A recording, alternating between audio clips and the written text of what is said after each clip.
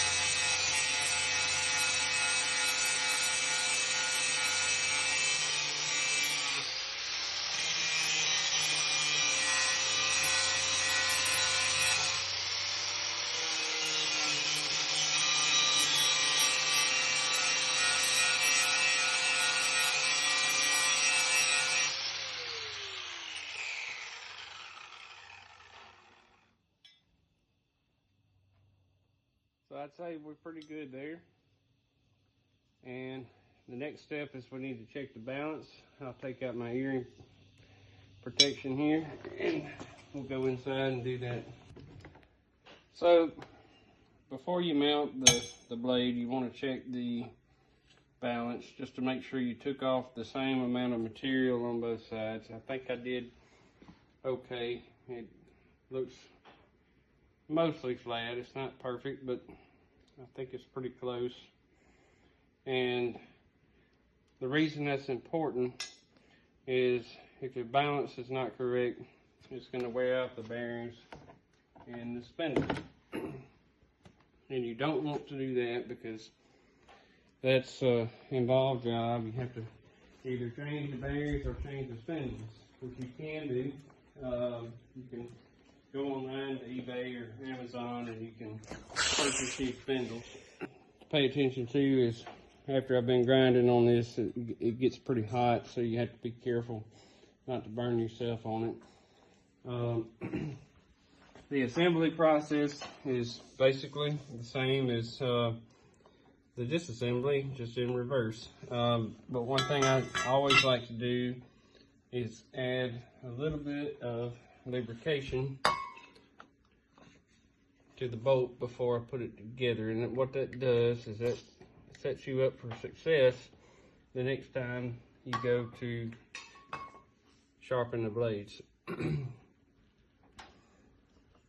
So what we want to do here, so this particular blade has only a single nut, and it has this splined, I don't know what you call that, but anyway, it's got a spline.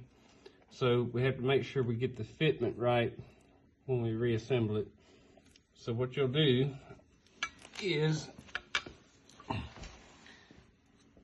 when you go to reassemble it, you're going to make sure you get the splines back where they were. I'm going to take off my safety glasses so I can see. But you get those splines lined up, and it should, there it goes. No, not quite. Yeah, there it is. Now the splines are in place, and I can run the bolt in. These Kubotas, they have only the one bolt, and what you want to make sure of is that you torque these properly, because if not, the blade's just going to spin and it's not going to be effective, and worst case scenario, the blade can come off. So another thing to pay attention to is the position that you put the blade in. You normally don't want all three blades or all two blades to be pointed the same way, and that's just in order to allow all the debris, the cuttings from the grass, to be able to be moved out through the chute effectively. So I always try to index or clock it in a position that's different from the other blades. So what I'm going to do now is use my adjustable wrench, hold the blade, push the wrench, and make sure that I get it good and tight.